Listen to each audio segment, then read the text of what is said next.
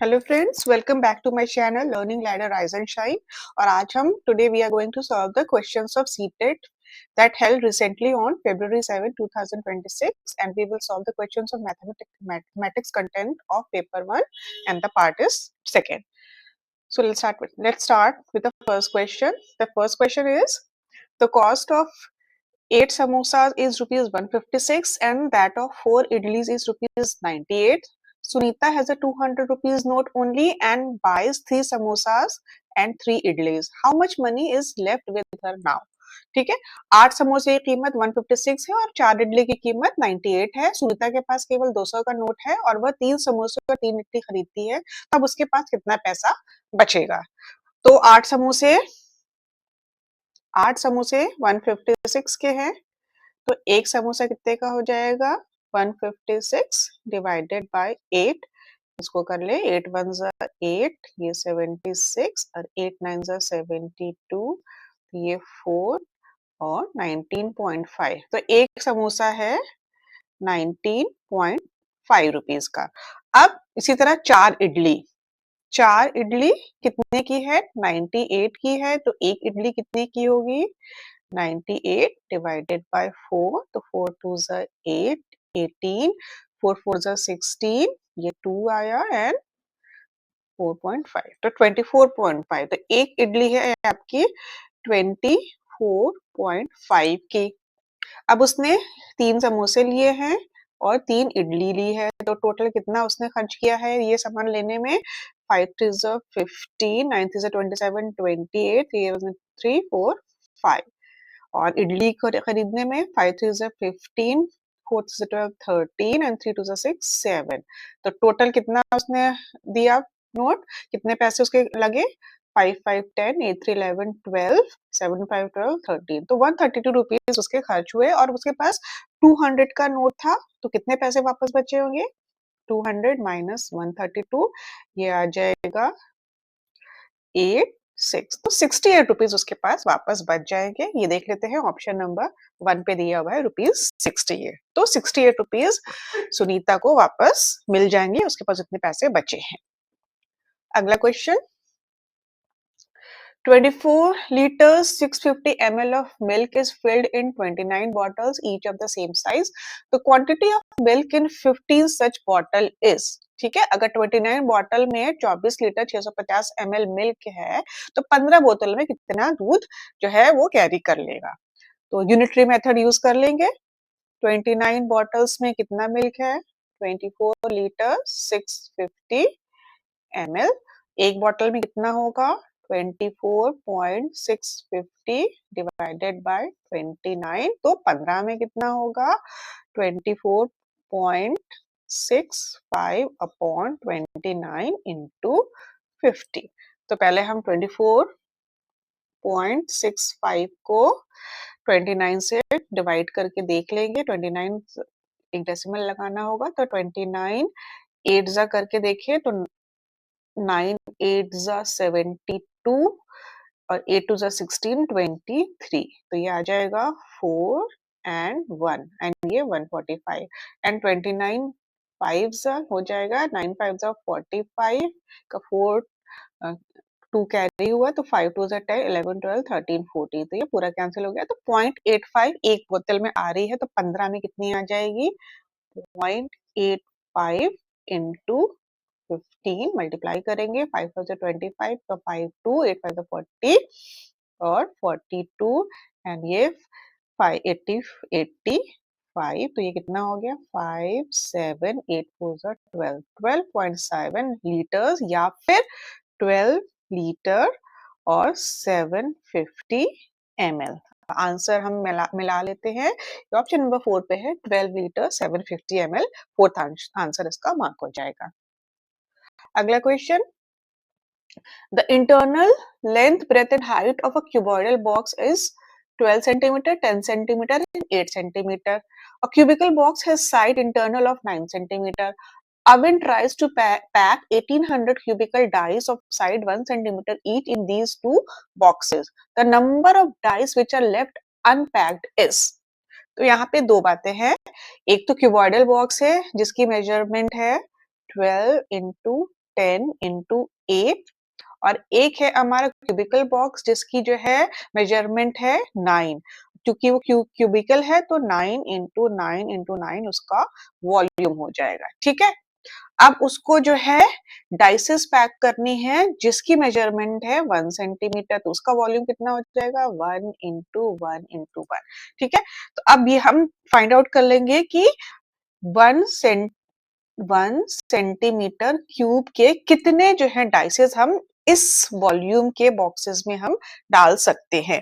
तो पहले वाले जो क्यूबॉइडल बॉक्स है उसका वॉल्यूम कितना हो जाएगा 12 8 96 और 960 सेंटीमीटर क्यूब और जो नीचे वाला है जो क्यूबिकल बॉक्स था उसका मेजरमेंट हो जाएगा 9 9 81 81 ये आ जाएगा करीब 729 सेंटीमीटर क्यूब 9 9 81 81 9। ठीक है, तो टोटल हमारे पास वॉल्यूम कितना है 9 8 1689 सेंटीमीटर क्यूब का हमारे पास टोटल वॉल्यूम है और 1 सेंटीमीटर क्यूब के हमें जो है डाइसेस डालने हैं। तो कितने डाइसेस पैक हो सकते हैं 1689 लेकिन हमारे पास कितने डाइसेस थे 1800 थे तो कितने बच जाएंगे 1689 माइनस कर लेंगे तो ये हो जाएगा 1 1 और 1 111 जो डाइसेस है वो हमारी वापस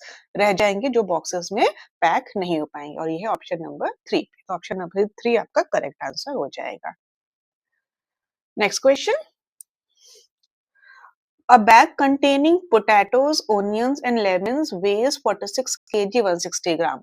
The weight of potatoes is 17 kg, 115 gram, and that of onions is 15 kg, 325 gram. The weight of empty bag is 120 gram. If 30 lemons weighs 1 kg, then what is the number of lemons in the bag? ठीक है, तो एक बोरे में हमारे पास आलू, प्याज और नींबू है जिसमें जो है जो पोटैटोज है जिसका टोटल वेट है 46 किलो 160 ग्राम। तो टोटल वेट दिया हुआ है 46 किलो 160 ग्राम। ठीक है, देन आलू उसमें टोटल कितना है आलू उसमें दिया हुआ है 17 केजी 115 ग्राम का आलू है और अनियन है 15 केजी 325 ग्राम्स का है और जो बैग है उसका वेट जो है 120 ग्राम्स का है। तो टोटल अभी तक कितना जो है सामान उस बैग के अंदर मौजूद है 5 5 10 3 2 2 4 5 6 3 4 5 7 5 12 1 2 3 तो 32.560 का जो है अभी टोटल वेट आया है जो उस बैग में अभी मौजूद है और टोटल वेट कितना था 46.160 मतलब कितने जो है नींबू उसमें आए होंगे उससे हम माइनस करके निकाल लेंगे 46.160 में से 32.560 को माइनस कर लेंगे तो ये आ जाएगा 0 और ये आ जाएगा 6 और 3 और 13.600 ग्राम का नींबू है। अब कह रहे हैं कि 30 नींबू का वेट 1 किलो है तो 13.6 किलो के जो नींबू हैं किलोग्राम को जो नींबू उसमें कितने नींबू चढ़ेंगे तो 13.6 इंटू 30 कर लेंगे तो कितना आ जाएगा 6 इज 18 3 इज 9 3 इज 9 10 3 1 3 4 तो 408 यहाँ पे नंबर निकल गए हैं तो 408 नींबू है जो कि उस बैग में होंगे और ये है आपका ऑप्शन नंबर 1 पे। ठीक है, क्वेश्चन तो सिंपल था लेकिन इसमें कैलकुलेशन बहुत सारी थी तो उससे कैलकुलेट करने के बाद हमारा आंसर आ गया है 408 जो कि टोटल नींबू की संख्या है उस बैग में। अगला question, which of the following has only two lines of symmetry निम्नलिखित में से किसके समरूपता की केवल दो रेखाएं होती हैं तो दो रेखाएं किसमें किसमें होती है इक्विलेटरल ट्रायंगल में नहीं होती रेक्टेंगल में होगी और रोम्बस में होगी। ठीक है, आइसोसेलेस ट्रायंगल में भी नहीं होती। तो बी एंड सी है जिसमें जो है दोनों सिर्फ दो लाइन ऑफ सिमेट्री होती है और ये आपका ऑप्शन नंबर 1 पे।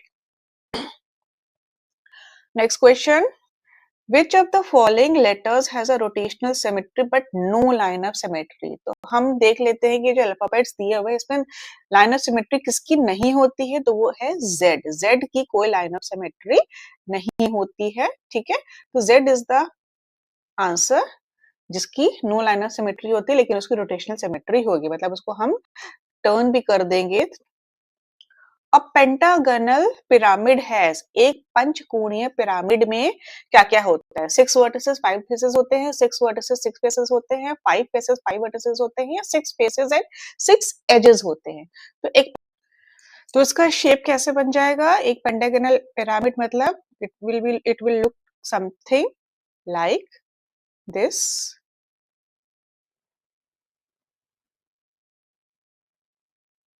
ओके, तो इस पे हम कितने अब देख लेते हैं, 1 2 3 4 5 एंड नीचे 6 6 इसकी फेसेस हैं, ठीक है। एंड वर्टिसेस कितनी है? 1 2 3 4 5 एंड 6 6 वर्टिसेस है। और जो एजेस होंगी वो आपकी जो है 10 होंगी, जैसे 1 2 3 4 5 और 6 7 8 9 10 10 इसकी एजेस होती है। अब हम देख लेते हैं कि इनमें से कौन सा आंसर मैच कर रहा है। 6 वर्टिसेस एंड 5 फेसेस नहीं, 6 vertices and 6 faces, this is the correct answer. अभी हमें मिला है 5 फेसेस 5 वर्टिसेस नहीं होती हैं और 6 फेसेस और 6 एजेस भी नहीं होती हैं। सो 6 वर्टिसेस और 6 faces, that is option number 2 is the correct answer. Next question, the following table shows the number of visitors to a library in the first 6 days of a week. निम्न तालिका सप्ताह के पिछले 6 दिनों में पुस्तकालय में आने वाले आगंतुकों की संख्या दिखाती है। On which day the number of visitors to the library was 29 more than its previous day? किस दिन पुस्तकालय में आगंतुकों की संख्या पिछले दिन की तुलना में 29 अधिक है? तो कौन सा वो दिन है जो जिसमें जो है वो विजिटर्स उसके पहले वाले दिन से ज्यादा थे? तो हम बस देख लेते हैं कि डिफरेंस किसमें 29 का आ रहा है। तो 29 का डिफरेंस पे हम सबको ना कैलकुलेट करके बस हम देख लेते हैं किसमें किसमें 29 ऐड करने पे नेक्स्ट नंबर आ सकता है। जैसे 26 में 29 ऐड करेंगे तो लास्ट में 15 आना चाहिए, 14 में 9 ऐड करेंगे तो लास्ट में 13 आना चाहिए, 1 में 9 ऐड करेंगे तो लास्ट में 0 आना चाहिए, और 95 में 9 ऐड करेंगे तो 14 आना चाहिए, तो जो कि यहाँ दिख रहा है, ठीक है। अब इसको हम ऐड भी करके देख लेते हैं, 95 plus 29 9 5 14 9 10 11 12। So this is the answer, मतलब किस दिन जो है the number of visitors to the library was 29 more than its previous day। तो फ्राइडे इज द डे जहाँ पे जो विजिटर्स है वो अपने थर्सडे से 29 ज्यादा है, तो फ्राइडे करेक्ट आंसर हो जाएगा जो है ऑप्शन नंबर 1 पे। Next question, if 101 into 210 minus 120 into 102 is equal to 99 into 104, तो यहाँ माइनस कितना होगा? तो हमें इस वैल्यू निकालनी है, तो उसको हमें सिंप्लीफाई करना पड़ेगा। 101 into 210 minus 120 into 102 is equal to 99 into 104, और इस वैल्यू को मान लेते हैं x। अब इसको सिंपल सॉल्व करना है बोर्ड मास से, तो पहले हम मल्टीप्लिकेशन करेंगे, यहाँ मल्टीप्लाई करेंगे, यहाँ मल्टीप्लाई करेंगे और यहाँ मल्टीप्लाई करेंगे। अब एक एक करके देख लेते हैं, 101 210 ये कितना हो जाएगा? ये तो 0 0 0, देन 101 एंड 202, ये कितना हो गया? 0 1 2 1 2, इसका आंसर आ गया 21210। अब 120 इंटू 102 ये कितना हो गया? 042, ये कितना हो गया? 0 0 0, और ये कितना हो गया? 120, तो ये कितना आ गया? 04221, ये आ जाएगा माइनस 12,240, और यहाँ पे कितना हो जाएगा? 104 into 99, 9 4s are 36, 9 1s are 9, again 936, तो कितना आ जाएगा? 6 9 12 and 10, 10296 minus x। अब इसको सॉल्व कर लेते हैं। 21210 माइनस 12240 0, ये आ जाएगा 7, ये हो जाएगा 9 और ये हो जाएगा 8। तो 89897 is equal to 10296 minus x, तो x is equal to 10296 minus 8970, इसको माइनस कर लेंगे। 10296 माइनस 8970, ये हो जाएगा 6, ये 2 3 और ये 11326। ठीक है, ये आंसर आ जाएगा, ये आपको ऑप्शन नंबर 4 पे। तो option number 4 will be the correct answer. तो इन सब इक्वेशंस, पूरे इक्वेशन को सॉल्व करने के बाद आंसर आएगा, दैट इज 1326, ऑप्शन नंबर 4। अगला question, the sum of next two numbers in the pattern 3 10 32 99। Pattern क्या है? 3 10 32 एंड 99। उसके बाद नेक्स्ट टू नंबर्स क्या होंगे? तो पैटर्न स्टडी कर ले। यहाँ पे डिफरेंस आ रहा है 7 का, ठीक है। यहाँ पे डिफरेंस आ रहा है 22 का। यहाँ पे डिफरेंस आ रहा है 7 एंड 67 का, ठीक है। तो यार ये डिफरेंस किस तरह से बढ़ रहा है? तो अगर हम इसको स्टडी करें तो ये 3 के बाद 10 आ गया है। 3 के बाद 10 कैसे आया होगा? 3 into 3 plus 1 is equal to 10। 3 3 जा 9 प्लस 1 10, ठीक है। ये डिफरेंस कैसे आया होगा? अगर हम देख लें, 10 into 3 plus 2 is equal to 32 आया है, ठीक है। 10 इंटू 3 प्लस 2 करके 32 आया है। अब यहाँ पे देख लेते हैं, 32 इंटू 3 प्लस 3 करेंगे तो कितना आ जाएगा? 3 2 जा 6, 3 3 जा 9, 96 प्लस 3 इज इक्वल टू 99। सो इस तरह से बढ़ रहा है। मतलब जो फर्स्ट नंबर है उसको 3 से मल्टीप्लाई कर रहे हैं, प्लस 1 कर दे रहे हैं। जो सेकंड नंबर है उसको भी 3 से मल्टीप्लाई कर रहे हैं, लेकिन प्लस 2 कर रहे हैं।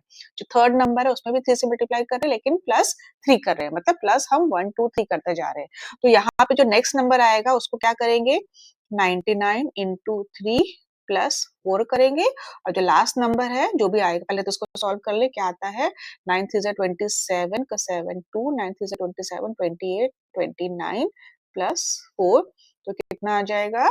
3 7 4 11 9 4 13 7 4 11 0 301 आया है।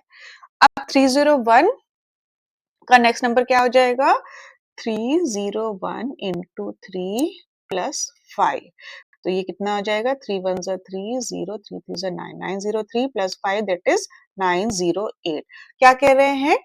जो है सम ऑफ नेक्स्ट टू नंबर्स, तो 908 प्लस 301 कितना हो जाएगा? 9 0 9 3 12 1209। ये देख लीजिए, ऑप्शन नंबर 1 पे दिया हुआ है 1209, तो ये आपका करेक्ट आंसर आ जाएगा। तो इसमें हमें करना क्या था? पहले नेक्स्ट टू पैटर्न के नंबर्स को आइडेंटिफाई करना था और दोनों को सम कर देना था। और पैटर्न किस तरह से बढ़ रहा था? नंबर इंटू 3 प्लस 1, और जो प्लस 1 जो है वो हर एक नंबर के साथ वो ऐड होता जा रहा था। जैसे फर्स्ट वाले में प्लस 1 ऐड किया है, यहाँ पे प्लस 2 ऐड किया है, यहाँ पे प्लस 3 ऐड किया है, यहाँ पे हम फिर प्लस 4 करेंगे, यहाँ पे हम प्लस 5 करेंगे, जो कि हमने यहाँ पे किया है। ठीक है, तो इस तरह से हमारा आंसर 1209 आ गया है, जो कि ऑप्शन नंबर 1 पे दिया हुआ है। अगला question, What is the sum of all prime numbers between 12 and 49? तो 12 से लेके 49 तक कितने प्राइम नंबर्स हैं? हम लिखते जाएंगे।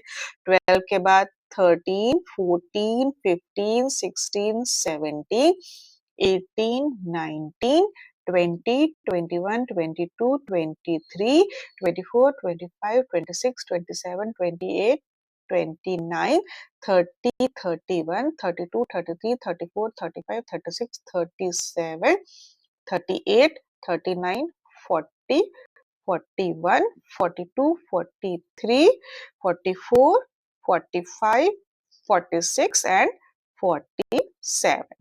ठीक है, 47 तक हमको इन सारे नंबर्स को ऐड कर देना है, सम ऑफ ऑल प्राइम नंबर्स। तो ऐड करेंगे 7 plus 3 10 19 22 31 32 39 40 43 50 5 6 7 8 9 10 11 12 13 14 15 16 17 18 22 26 30 तो टोटल आया है 300 एंड 300 ये ऑप्शन नंबर 4।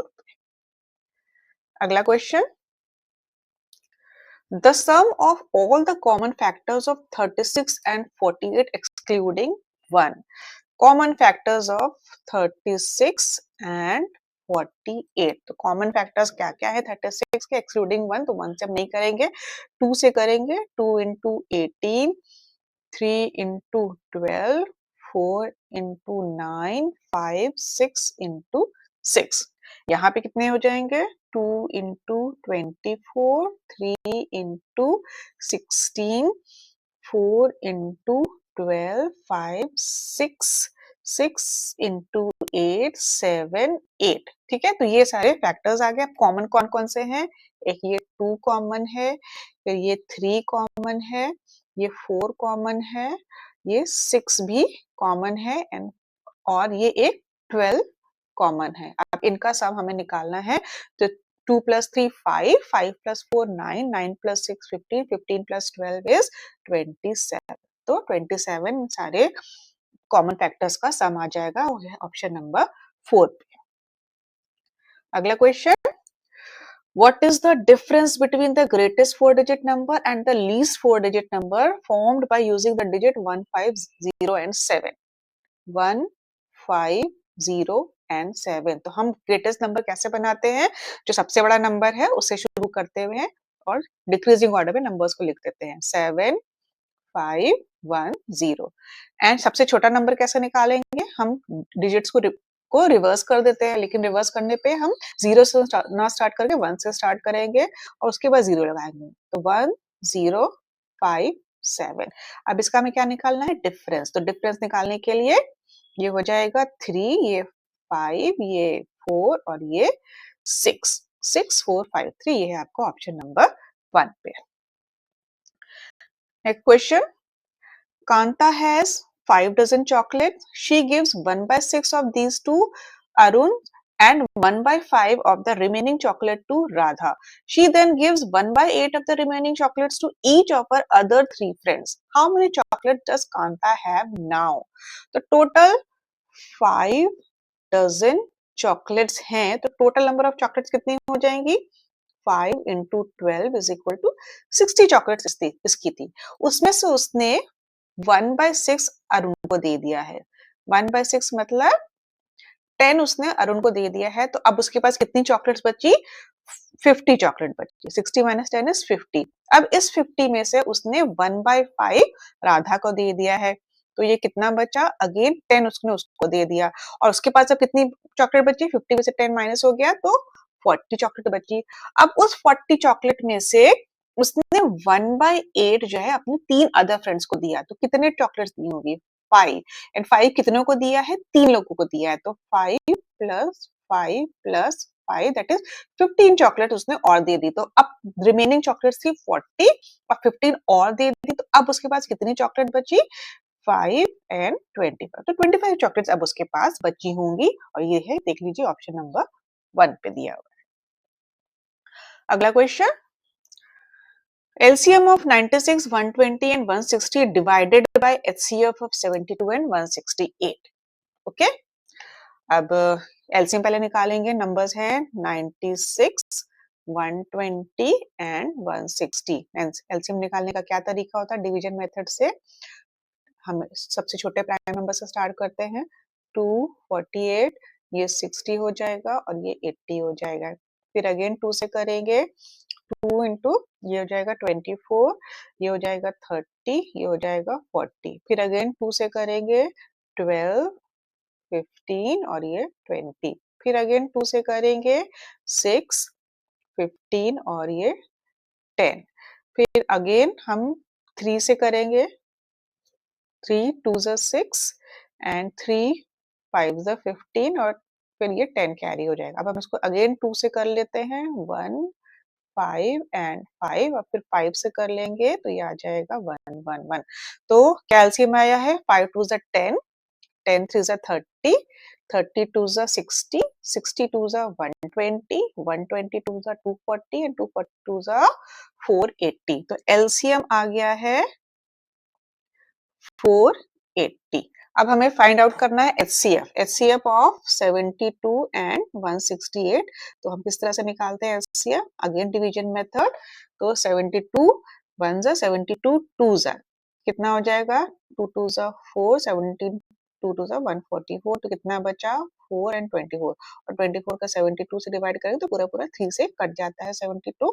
तो ये एचसीएफ निकल जाएगा, दैट इज 24। अब हमें क्या करना है? डिवाइड करना है 480 डिवाइडेड बाय 24।